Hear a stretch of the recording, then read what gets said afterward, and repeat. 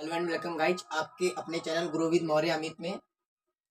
आज हम पार्ट 11 करने वाले हैं विकिरण तथा द्रव्य की द्वैतीय प्रकृति में।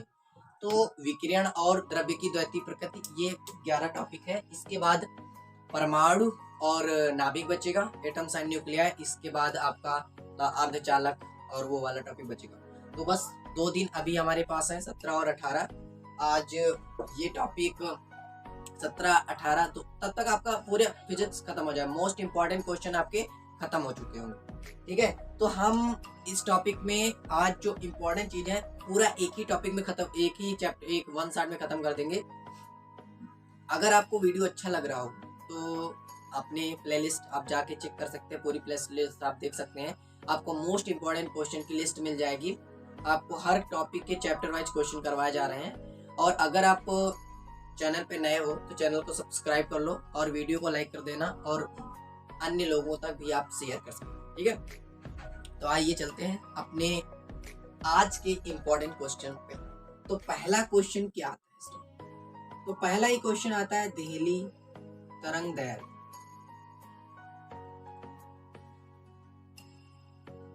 तो देहली तरंग दैर्घ्य आखिर होता क्या है? तो अगर मान लो कोई ये मेटल बॉडी है, उससे इलेक्ट्रॉन्स को निकालना है तो उसके लिए क्या करना पड़ेगा? हमें इसमें प्रकाश डालना पड़ेगा। और अगर प्रकाश डालना है इसलिए उसको फोटो इलेक्ट्रॉन्स बोलते हैं। इसलिए प्रकाश पड़ेगा, किसी मेटल पे प्रकाश पड़ा, उससे इलेक्ट्रॉन्स निकले, उनको हम बोलते हैं फोटो इलेक्ट्रॉन्स। फोटो इलेक्ट्रॉन्स मतलब प्रकाश वैद्युत इलेक्ट्रॉन्स।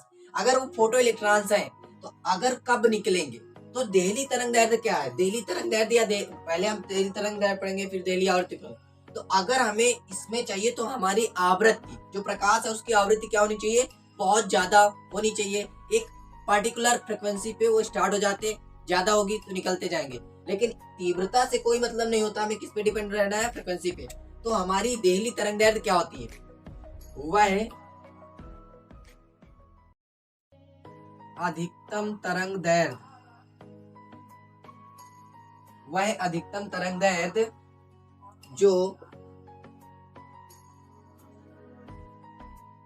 किसी पदार्थ से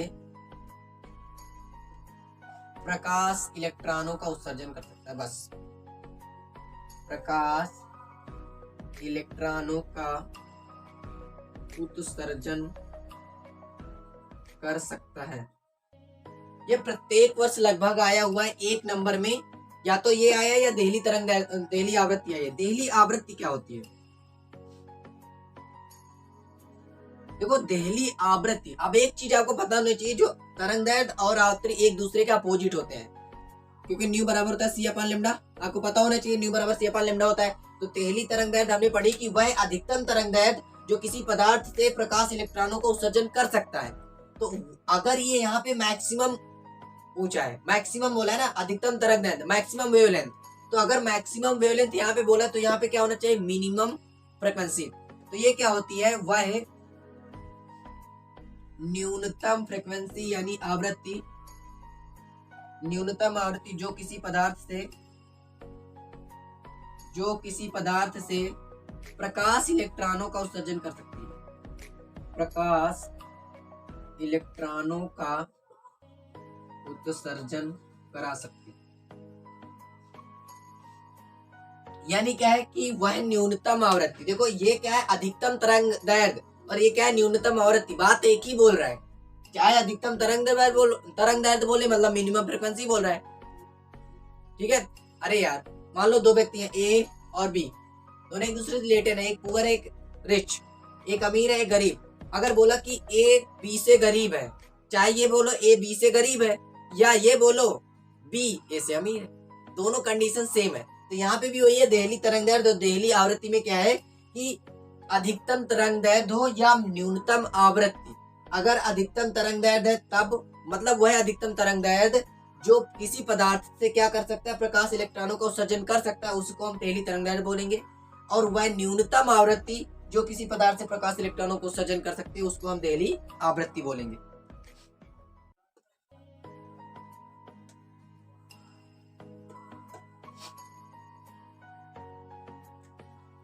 अब आते हैं बात प्रकाश वैद्युत कार्यफलन की।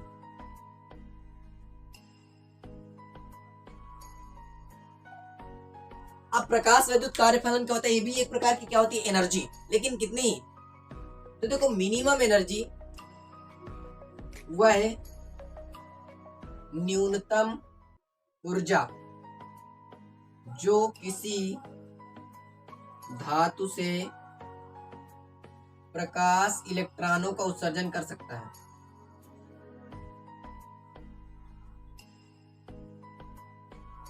किसी धातु से प्रकाश इलेक्ट्रॉनों का उत्सर्जन कर सकता है।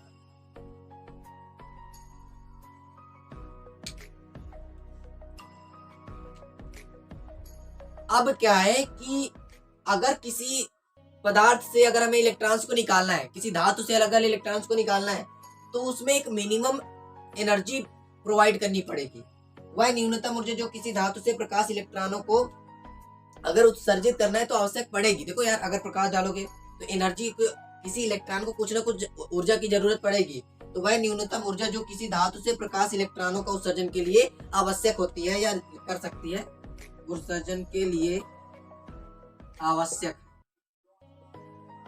भाई अगर इलेक्ट्रॉन निकला तो निकलने के लिए कुछ ना कुछ ऊर्जा तो चाहिए, तो मिनिमम जो ऊर्जा होती है उसी को हम क्या बोलते हैं, कार्य फलन बोलते हैं। अब ये हमने क्यों पढ़ा, हमने इसलिए पढ़ा, और यहाँ से हम एक चीज लिख सकते हैं, इसको फाई से भी डिनोट करते हैं, कहीं कहीं पे ओमेगा से डिनोट करेगा, तो आप ओमेगा से भी डिनोट कर सकते हैं, फाई से भी डिनोट करते हैं, और फाई बराबर होता है एच न्यू नॉट। और न्यू नॉट क्या होती है, यहाँ पे फ्रिक्वेंसी होती है। तो रिलेशन कभी कभी पूछ लेता है कि कार्यफलन और फ्रिक्वेंसी में रिलेशन क्या है। ये शायद 2017 में पूछा भी गया था कि फ्रिक्वेंसी यानी आवृत्ति और देहली आवृत्ति और प्रकाश विद्युत फलन में क्या अंतर, क्या संबंध है, क्या रिलेशन है। तो फाई बराबर एच न्यू नॉट ये होता है। हम इसलिए पढ़ रहे हैं क्योंकि अब हम पढ़ेंगे प्रकाश विद्युत आइंस्टीन का प्रकाश विद्युत समीकरण, उसमें ये सारी चीजें यूज होगी। और हाँ, एक बात ध्यान रखना, देहली वर्ड जो आता है उसको हम संस्तब्ध भी कहते हैं। कहीं आपसे पूछ लिया संस्तब्ध आवृत्ति की परिभाषा लिखो, तो आप फंस गए यार, हमने देहली पढ़ा है, देहली को ही संस्तब्ध कहते हैं, तो देहली आवृत्ति बोले या संस्तब्ध आवृत्ति बोले, बात एक ही।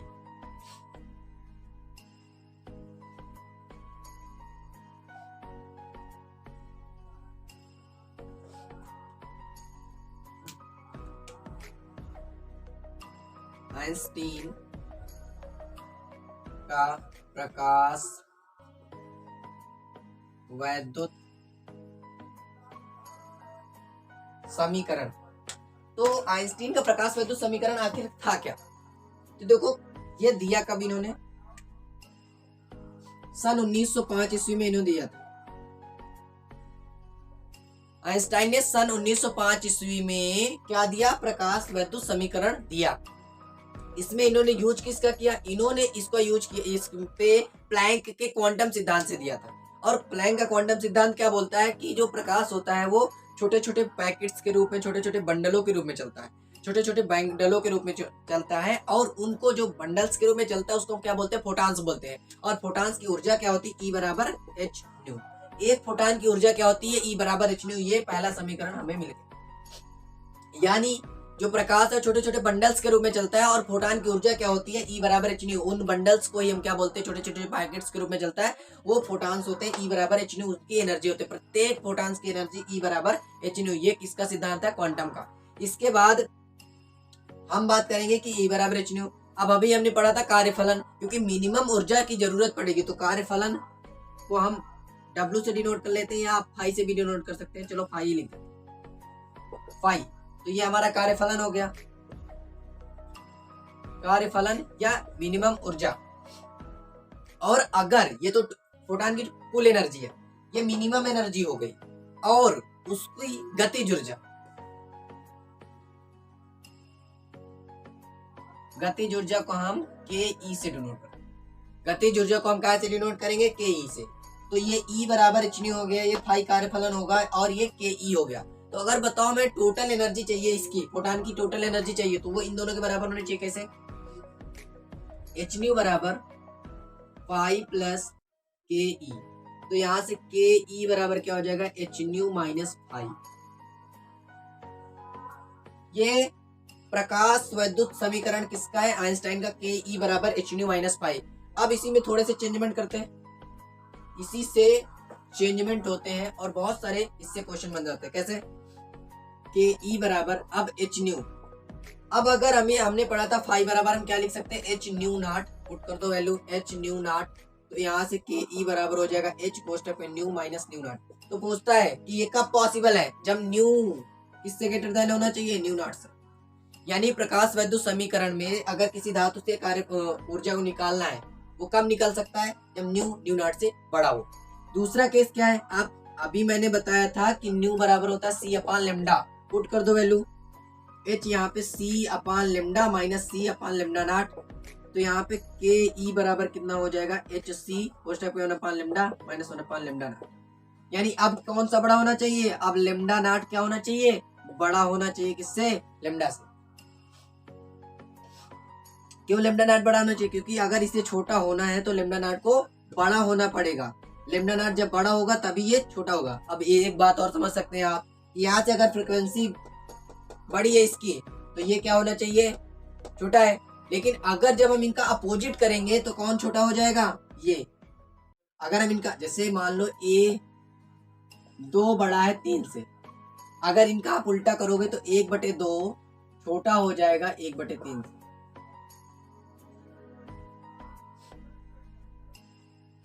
ऐसे, ठीक है। 1/2 करोगे तो क्या होगा, उल्टा किया हमने, 1/2 बड़ा हो जाएगा किससे, 1/3 से। उसी प्रकार से क्या हुआ कि जब हम इनका उल्टा करते हैं, उल्टा देखो न्यू को हम लिख सकते हैं सी अपान लेमडा नॉट, और इसको हम क्या लिख सकते हैं, सी अपान लेमडा, और इसको लिख सकते हैं सी अपान लेमडा नॉट। तो जब इसका आप देखो अभी क्या है, यहाँ पे 1 अपान लेमडा और यहाँ पे 1 अपान लेमडा नॉट, ठीक है। तो बड़ा कौन है, तो अगर हमें इसे छोटा करना है तो इसको लेमडा नॉट को क्या होना चाहिए, बड़ा होना चाहिए। क्योंकि अगर हमें देखो, अगर ये 3 बड़ा ना होता तो 2 छोटा नहीं हो सकता। तो बस वही कंडीशंस है, जब तक एक बड़ा नहीं होगा तब तक दूसरा छोटा नहीं हो सकता। तो यहाँ पे क्या है कि अगर हमें जब जो फ्रीक्वेंसी होगी किसकी, कार्यफलन की, वो हमेशा छोटी होनी चाहिए। किसकी, गतिज ऊर्जा, ये इसकी फोटान वाली। यानी जो फोटान की फ्रीक्वेंसी होती, फोटान की ऊर्जा में जो फ्रीक्वेंसी होती है वो हमेशा कार्यफलन की जो मिनिमम होती है उससे बड़ी होनी चाहिए। वैसे भी आपको समझना चाहिए कि मिनिमम वाली, क्योंकि न्यू नॉट क्या है, मिनिमम है और ये मैक्सिमम है, तो ये ऐसे। तो यहाँ से एक और समीकरण आ गया, तो एक ये मिला हमें, दूसरा समीकरण हमें ये मिला, और ये पहला तो मिल ही गया, दूसरा तो ये क्या है हमारा प्रकाश वैद्युत समीकरण। किसका, आइंस्टाइन का प्रकाश वैद्युत समीकरण। पहले ये लिखेंगे फिर ये डाउट। और इसको प्रूव किसने किया था भाई, कण प्रकृति थी ना, तो प्रूव किया किसने किया था भाई, प्रूव करने के लिए 1915 में मिलिकन ने प्रूव किया था। और इसी वजह से इनको 1921 में नोबेल पुरस्कार दिया गया था, ठीक है। इनको नोबेल पुरस्कार से नवाजा गया था, कब, 1921 में। आइंस्टाइन को नोबेल पुरस्कार कब मिला, 1921 में। 1915 में इसे सिद्ध किया गया था। इसके बाद हम इसी में बात करेंगे निरोधी विभव की। अब निरोधी विभव क्या होता है, ये काफी टाइम्स और बहुत ज्यादा इंपॉर्टेंट है। तो ये क्या होता है, वह है ऋणात्मक विभव। वह है ऋणात्मक विभव जिसे एनोड पर लगाने से प्रकाशिक सेल से विद्युत धारा प्रवाह शून्य हो जाता है।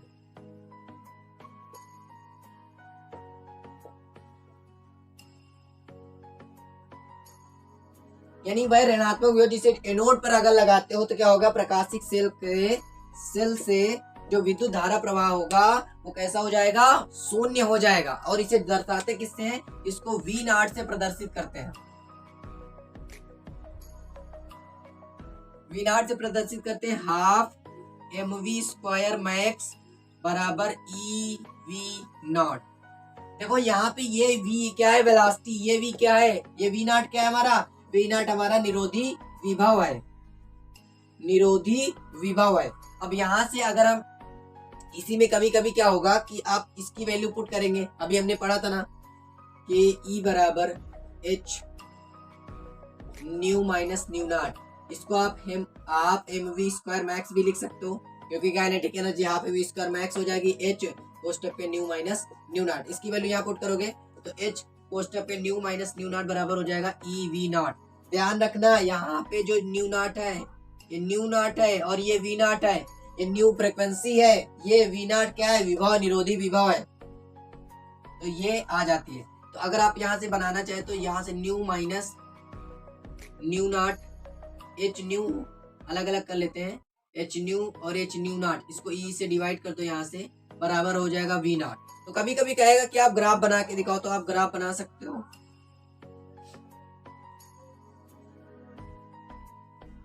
ठीक है, तो आप देखो y बराबर, यहाँ से y बराबर एम एक्स प्लस सी करोगे, y बराबर एम एक्स प्लस सी, तो यहाँ पे हमें m कितना मिल रहा है, m मतलब क्या होता है, प्रवणता या ढाल। प्रवणता कितनी है, h अपान ई, ये हमारी प्रवणता है।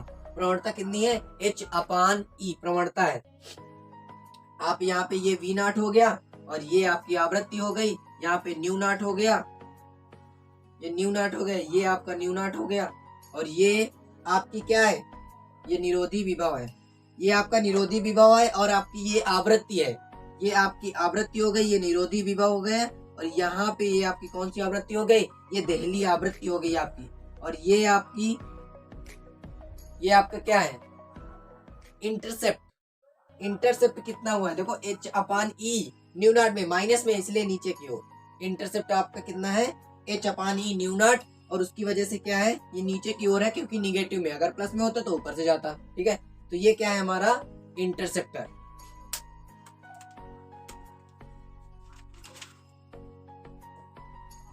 तो निरोधी विभव काफी ज्यादा इंपॉर्टेंट है, तो आप इसकी परिभाषा याद रख सकते हैं, इसे किससे डिनोट करते हैं, कैसे फार्मूला निकालते हैं।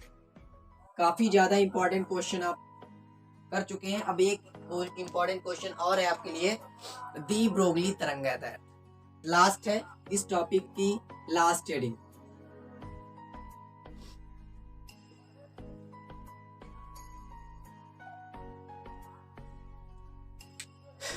इसको हम बताने से पहले एक छोटी सी रिक्वेस्ट है कि अगर आप क्लास 12th में हैं और आप एग्जाम देने वाले हैं तो आप इस सीरीज को फॉलो कर सकते हैं, और अगर चैनल पे आप नए हो तो आप चैनल को सब्सक्राइब कर लो, वीडियो को लाइक कर दो और वीडियो को शेयर करना ना भूलें।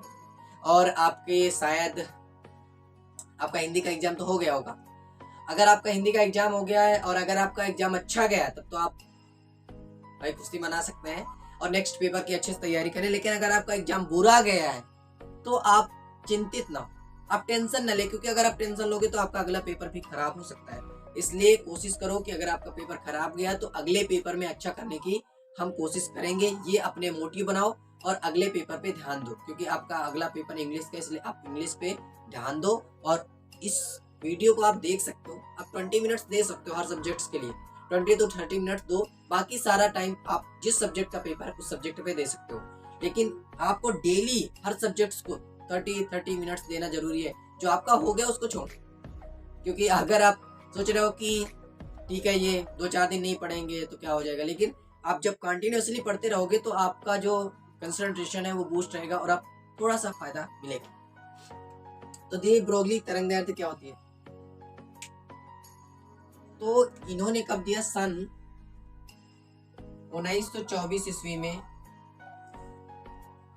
फ्रांसीसी वैज्ञानिक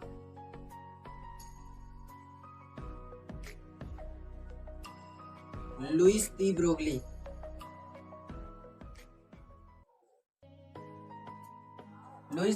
ने कहा था कि गतिशील कण सदैव तरंग संबद्ध होते हैं। गतिशील कण सदैव तरंग संबद्ध होते हैं, यानी जो गतिशील कण होते हैं, जो गति करने वाले कण होते हैं, वो कैसे होते हैं, तरंग संबद्ध होते हैं, उनको वो लगता है वो तरंग है। तो यहाँ से क्या हुआ, जब इन्होंने ये बताया कि कणों की जो गति होती है वो सदैव कैसी होती है, तरंग विद्यमान होती है, मतलब वो ऐसे चलते जैसे तरंग हो, इतने फास्ट चलते हैं। तो वो कण, जब ये बताया इन्होंने कि जो गतिशील कण होते हैं वो सदैव तरंग संबद्ध होते हैं, अर्थात जो गतिशील कणों की जो गति होती है वो कैसी होती है, उनमें तरंग विद्यमान होता है। जब ये अभिधारणा आई किसकी, लुईस डी ब्रोगली की, जब ये अभिधारणा आई तभी से क्या हुआ, द्वैती प्रकृति का बात आई कि प्रकाश की जो भी कण की जो द्वैती प्रकृति होती है, फोटॉन में तरंग और कण दोनों के गुण पाए जाते हैं। फोटॉन में कैसे तरंग और कण दोनों के गुण पाए जाते हैं। ये जब इन्होंने बताया किसका, तरंग, क्योंकि आइंस्टाइन ने बताया था किसका, कण प्रकृति को, और इन्होंने बता दिया किसका, तरंग प्रकृति को, तो लुईस तो इससे क्या हुआ, अब द्वैती प्रकृति आ गई कि तरंग जो फोटॉन है वो कण भी है और तरंग भी है। तो इन्होंने क्या किया, आप एक बात बताओ, क्वांटम सिद्धांत में आपने क्या पढ़ा, फोटॉन की ऊर्जा क्या होती है, E बराबर h न्यू। ये फोटॉन की ऊर्जा है, फोटॉन की ऊर्जा। आइंस्टाइन के सापेक्षता सिद्धांत से आपने क्या पढ़ा था, आइंस्टाइन के सापेक्षता सिद्धांत से आपने पढ़ा था E बराबर mc², समीकरण 2। तो E बराबर h न्यू और E बराबर mc²। अब दोनों समीकरण को इक्वल कर दो, तो अगर हम इक्वल करें तो क्या हो जाएगा, समीकरण 1 व 2 से h न्यू बराबर हो जाएगा mc²। ठीक है, अब क्या करेंगे, न्यू बराबर क्या होता है, न्यू बराबर होता है c अपान लेमडा, पुट कर दो वैल्यू, तो hc अपान लेमडा बराबर mc², एक c से एक c कट गया, तो लेमडा बराबर कितना आ जाएगा, h अपान m इंटू सी। लेमडा बराबर आ जाएगा h अपान m इंटू सी। अब m इंटू सी तो आपने पढ़ा होगा संवेग क्या होता है, m इंटू v, और c भी क्या है, चाल है, यहाँ से लिख सकते हैं लेमडा बराबर h अपान p। तो ये हमारा आ जाती क्या, दी ब्रोगली तरंगदैर्घ्य लेमडा बराबर h अपान p, यानी फोटॉन की ऊर्जा E बराबर h न्यू, पहला समीकरण, आइंस्टाइन का सापेक्षता सिद्धांत, E बराबर mc², दोनों को आप इक्वल करोगे तो h न्यू बराबर mc²। अब न्यू क्या है, तरंग आवृत्ति और तरंगदैर्घ्य में संबंध क्या होता है, न्यू बराबर c अपान लेमडा, पुट करोगे वैल्यू तो hc अपान लेमडा बराबर mc², c से c कैंसिल आउट हो जाएगा, तो लेमडा बराबर h अपान mc। अब यहाँ पे जो m इंटू सी आया, तो अब भाई आपको पता है द्रव्यमान गुने जो वेग होता है वो क्या होता है, हमारा क्या होता है संवेग, तो लेमडा बराबर h अपान p हो गया, तो लेमडा बराबर h अपान p आपकी ये क्या है, दी ब्रोगली तरंगदैर्घ्य है, क्या है, दी ब्रोगली तरंगदैर्घ्य है। अब अगर दी ब्रोगली तरंगदैर्घ्य तो एक और चीज पूछ लेता, आपको पता होगा k बराबर होता है p²/2m। अब कहां से आया, अगर ये आप जानना चाहते हो तो मैं ये बता देता हूँ, k बराबर क्या होता है, हाफ mv², ठीक है, और अगर आप p बराबर देखें तो p बराबर होता है mv, तो स्क्वायर कर दो, इसको डिवाइड कर दो, तो यहाँ से v² से v² कैंसिल हो गया, एक m से m कैंसिल हो गया, तो k बटे p² बराबर 1/2m। तो यहाँ से देखो p² बराबर कितना आ जाएगा, p² बराबर 2mk आ गया, तो k निकालोगे तो p²/2m। तो ये कहाँ से आया भाई, दोनों को डिवाइड कर देना, बस k इसका वर्ग करके डिवाइड कर दो, तो यहाँ से हमें पता p क्या आ जाएगा, p आ जाएगा √2mk आ गया। अगर √2mk आएगा पुट करो दो, तो लेमडा बराबर आ जाएगा h अपान √2m इंटू के।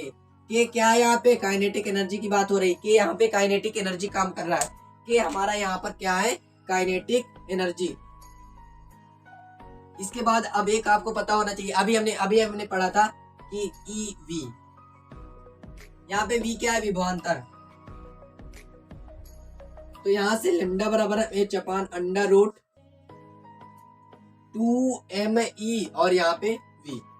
अब यहाँ पे V क्या है, V ध्यान रखना विभवांतर है, और यहाँ पे V क्या है, लेमडा बराबर h अपान mv, p बराबर mv लिख सकते हो, mv के V क्या है, चाल, तो V को हम क्या लिखेंगे यहाँ पे, चाल या वेग लिख सकते हो आप, वेग। तो यहाँ पे V वेग है, यहाँ पे V क्या है, विभवांतर है, तो यह ध्यान रखना है कि कौन क्या है। इसके बाद अगर आप इस पे सबकी वैल्यू पुट कर दोगे 12.27 बटे √v इन एंगस्ट्रॉम, तो ये आपसे पूछ सकता है, यहाँ से आपको लेमडा, आपको वोल्टेज दे देगा, आपसे पूछेगा कि भाई इसकी तरंगदैर्घ्य कितनी है, ये आप बताओ, तो लेमडा बराबर आ जाएगा 12.27 अपान √v, तो v की वैल्यू आप पुट करोगे तो एंगस्ट्रॉम में आ जाएगा, या फिर इसी को √150 बटे v भी आ जाता है, आप ध्यान रख सकते हैं जो भी आप यहाँ पर करना चाहें। तो ये मेरे को अच्छा लगता है, शायद ये आसान है, और 150 बटे में। अब आपको एक छोटा सा होमवर्क है कि आप उसको जरूर देख लेना इस टॉपिक में, कि डेविडेशन तथा जर्मर का प्रयोग, जो डेविडेशन और जर्मर का प्रयोग है उसको आप पढ़ लेना, मैं ये नहीं कह सकता कि वो आने वाला है, लेकिन डेविडेशन और जर्मर का जो प्रयोग है वो आपके लिए इम्पोर्टेंट है।